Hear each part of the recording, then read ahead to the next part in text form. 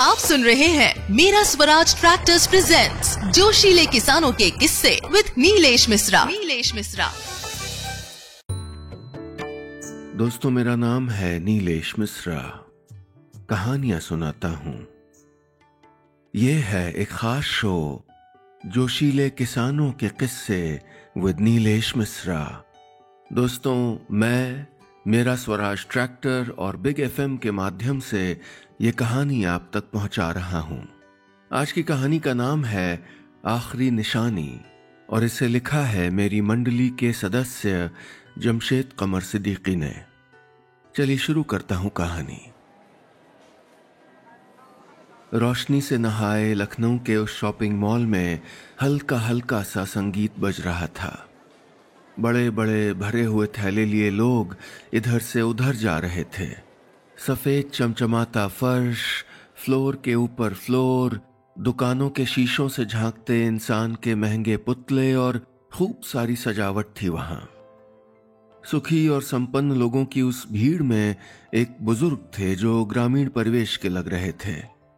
अपनी 24 साल की बेटी का हाथ थामे खड़े थे। झिझकते हुए वो मॉल की ऑटोमेटिक ऊपर जाने वाली सीढ़ी पर पैर रखने की कोशिश कर रहे थे। पापा आराम से, ये पकड़ लीजिए। हाँ, संभालिएगा।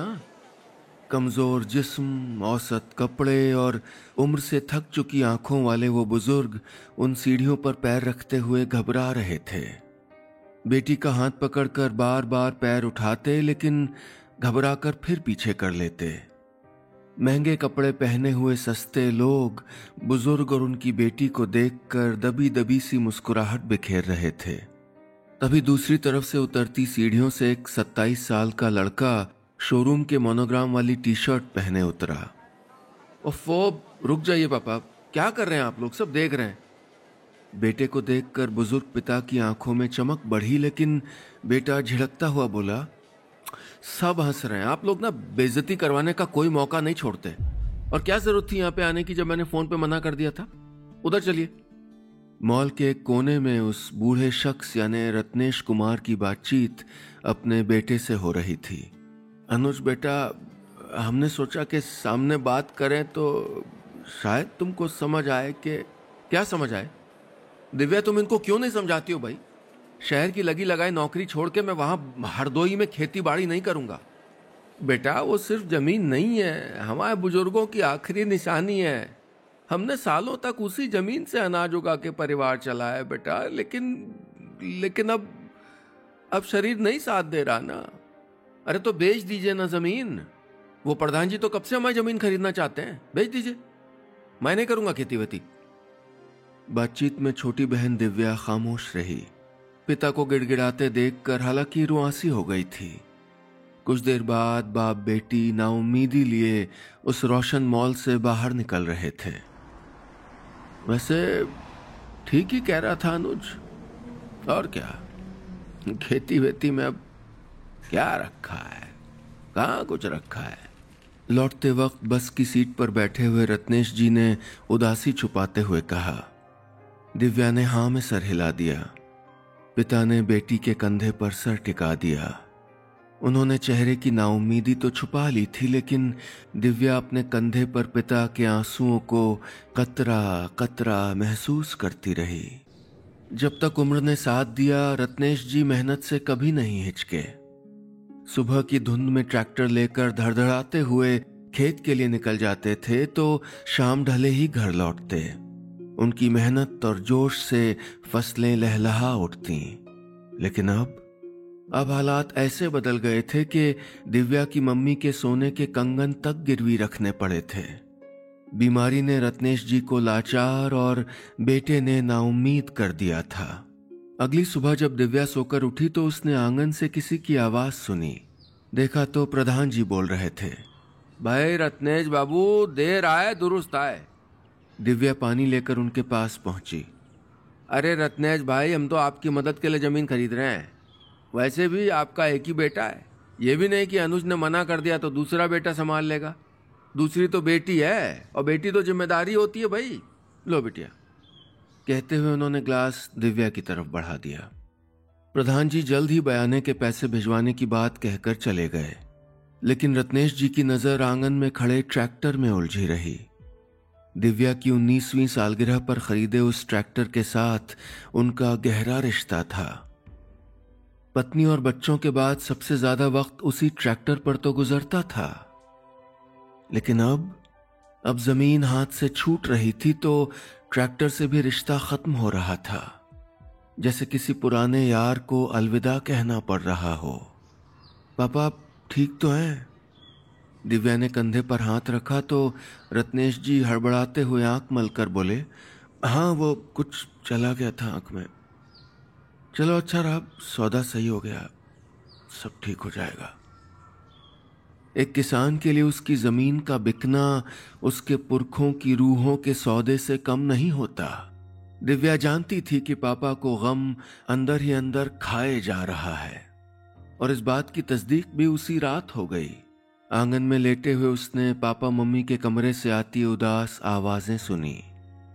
तुम्हारे कंगन भी वापस नहीं ला सका, मुझे माफ कर दो जानवी, पापा ने रुआंसी आवाज में कहा तो मां बोली, कोई बात नहीं, बखत बदलेगा तो 10 कंगन आ जाएंगे, और अनुज की कोई मजबूरी होगी ना, वरना वो बहुत चाहता है आपको। पापा बोले, ये जमीन सिर्फ जमीन नहीं थी, आज हमारे पुरखों की आखिरी निशानी का सौदा हो गया, काश के अनुज। कहते हुए उनकी आवाज टूटने लगी। आंगन में लेटी दिव्या की आंखों से एक खामोश आंसू गाल पर लुढ़क गया।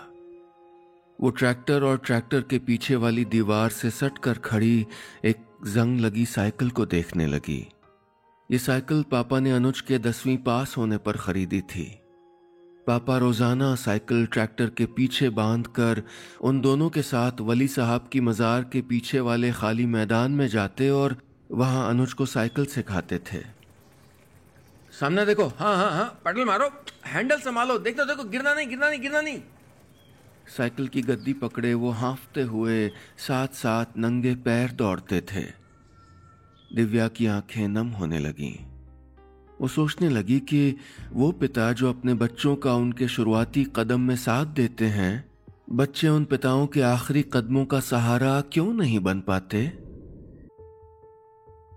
अगले कुछ दिन घर में खामोशी रही। रत्नेश जी अक्सर सोते सोते बेचैनी से उठ बैठते। ख्वाब में पुरखों के नाराज चेहरे देखकर वो घबरा जाते। नींद तो दिव्या की भी गायब थी। उसे अनुज भैया पर बार बार बहुत गुस्सा आता था। ऐसी ही एक रात जब नींद बेचैनी में बदल गई तो उसकी नजर सामने खड़े ट्रैक्टर की स्टीयरिंग पर बंधे एक सुनहरे कपड़े पर पड़ी। गौर किया तो याद आया कि जब उसकी सालगिरह पर पापा ने ट्रैक्टर खरीदा था तो ट्रैक्टर पर अनुज और दिव्या को बिठाकर सबसे पहले वली साहब की मजार पर गए थे। यह मेरी बेटी है, इसकी सालगिरह पे ट्रैक्टर खरीदा है, दुआ कीजिए कि बरकत हो। पापा वहां बैठे एक सफेद दाढ़ी वाले बुजुर्ग से बोले थे। उन बुजुर्ग ने सुनहरा कपड़ा बांधते हुए दुआ दी थी, ये ट्रैक्टर तुम्हारी जिंदगी में खुशियां लाएगा और तुम्हारे दोनों बच्चे तुम्हारा नाम रोशन करेंगे एक दिन, जाओ। आंखों में आंसू लिए दिव्या उस पुराने कपड़े को छूने लगी जो कई बारिशों के बाद मटमैला हो गया था। उन बुजुर्ग की बात दिव्या के जहन में गूंजने लगी। नाम रोशन करने की दुआ तो हम दोनों को मिली थी, फिर पापा की ख्वाहिश की जिम्मेदारी अकेले भैया पे क्यों? उसने सोचा। उस पूरी रात दिव्या कई ख्यालों से टकराती रही और सुबह होते होते उसने एक फैसला भी ले लिया। रत्नेश जी राम राम, कैसे हैं? अगली दोपहर प्रधान जी का भेजा एक शख्स घर आया और एक लिफाफा रत्नेश जी की तरफ बढ़ाते हुए बोला, मालिक भेजे हैं, बयाना है, बोले कि लिखा पढ़ी अगले हफ्ते करवा लेंगे, और गिन लीजिए। अम्मा के बालों में तेल लगा रही दिव्या के हाथ रुक गए। उसने देखा कि पापा के हाथ उस सफेद लिफाफे की तरफ बढ़ते हुए कांप रहे थे। रुक जाइए पापा। दिव्या उस शख्स के पास आई और बोली, प्रधान जी से कहिएगा कि यह सौदा नहीं होगा, जमीन नहीं बिक रही। क्या नहीं बिक रही? क्या है, क्या करोगे इसका? खेती करेंगे। अच्छा जी, ये तो कर नहीं पाएंगे, अनुज वो आएगा नहीं तो कौन करेगा? प्रेत? मैं करूंगी। दिव्या के कहते ही घर की खामोश दीवारों के बीच शोर मच गया। दिव्या ने ऐलान कर दिया कि अब वो खेती सीखेगी और करेगी, पुरखों की आखिरी निशानी को यूं जाने नहीं देगी। माँ और पापा ने उसे खूब समझाया, बिटिया तुम तो पढ़ लिख के इस घर का नाम रोशन करने वाली थी। वो तो मैं खेती करके भी कर सकती हूँ पापा, और पढ़ाई लिखाई तो जारी रहेगी, वो रुकावट थोड़े है। अब तक जो पापा ने किया है अब वो मैं करूंगी। हौसले जब मजबूत और इरादे जब पक्के होते हैं तो फैसले से पीछे नहीं हटना पड़ता। उसी रोज से दिव्या ने खेती की बारीकियां सीखनी शुरू कर दी। उसने ट्रैक्टर चलाना भी सीखा, कुछ इंटरनेट पर मौजूद ट्यूटोरियल से और कुछ पापा से। हाँ, लीवर खींचो, लीवर, स्टीयरिंग घुमाओ, बढ़िया बढ़िया बढ़िया, सामने देखो सामने देखो। दिव्या ट्रैक्टर पर सवार होती तो खेत में किनारे चारपाई पर बैठे रत्नेश जी ऊंची आवाज में कहते कहते उनको याद आता कि इसी तरह तो वो अनुज को साइकिल सिखाते थे। फिर वो सोचते, काश उस वक्त मैंने दिव्या को भी साइकिल चलाना सिखाया होता। वक्त ट्रैक्टर के पहिए की तरह घूमता रहा और दिव्या का जोश दिन पर दिन बढ़ता गया। दिन हफ्तों में बदले और हफ्ते महीनों में। दिव्या का काम, उसकी मेहनत दिख रहे थे। खेत में जुताई और बुआई के बाद वो इंटरनेट पर आधुनिक खेती की नई नई तकनीक के बारे में पढ़ती और पापा की सलाह लेकर उसको अपनाती। हर शाम घर के दरवाजे पर दस्तक के बाद मिट्टी और धूल से सने पैर लिए दिव्या घर में दाखिल होती तो रत्नेश जी उसमें अपना गुजरा हुआ कल देखते थे। क्या खाओगी, बोलो, अभी बनाए देती हूँ। मम्मी प्यार से थकी हुई दिव्या का सर सहलाते हुए पूछती तो वो उनका हाथ पकड़कर नींद में खो जाती। इस बीच अनुज का भी कई बार कॉल आया। उसे पता चला कि दिव्या खेती कर रही है तो उसका कहना था, अरे बेकार टाइम खराब कर रही है वो, कुछ दिन का जोश है, ठंडा पड़ जाएगा। गांव में भी कानाफूसी शुरू हो गई थी। शुरू में तो प्रधान जी समेत तमाम लोग दिव्या को लेकर तरह तरह की बातें बनाते थे, लेकिन फिर खेत में उगती हरी फसल की शुरुआती पौध देखकर सबके मुंह बंद हो गए। महीनों की मेहनत के बाद खेत में यहां से वहां तक हरियाली सांस लेने लगी। रत्नेश जी दिव्या को कामगारों के साथ खेत में काम करते देखते तो मन फख्र से भर जाता। दिव्या दीदी, हमको भी ट्रैक्टर चलाना सिखाओ ना, हम भी खेती करना चाहते हैं। गांव की तमाम लड़कियां दिव्या की तरह अपने पैरों पर खड़े होकर अपने सपनों का आसमान बनाने की ख्वाहिश करने लगी। मेहनत कभी जाया नहीं जाती। जी तोड़ मेहनत और लंबे इंतजार के बाद आखिरकार झूमती हुई सुनहरी बालियों से खेत पट गया। वो फसल सिर्फ एक मेहनतकश लड़की के हौसले की कहानी नहीं, एक बेटी की अपने पिता के बिखरते सपनों को बचा लेने की दास्तान थी। हेलो पापा, नमस्ते। एक दोपहर रत्नेश जी के पास अनुज का फोन आया। उसने बताया कि उसको बोनस मिला है और वो उन पैसों से मम्मी के गिरवी रखे कंगन छुड़ाना चाहता है। रत्नेश जी मुस्कुराए और वीडियो कॉल पर आंगन में सिलबट्टे पर मसाला पीस रही मम्मी की तस्वीर दिखाई। सिल पर आगे पीछे होते माँ के हाथों में कंगन वापस चमक रहे थे। ये दिव्या की मेहनत का नतीजा है, कहते हुए उन्होंने जब अनुज को खेत की तस्वीरें भेजी तो वो हैरान रह गया। चेहरे पर मुस्कुराहट और आंखों में चुटकी भर शर्मिंदगी भी थी।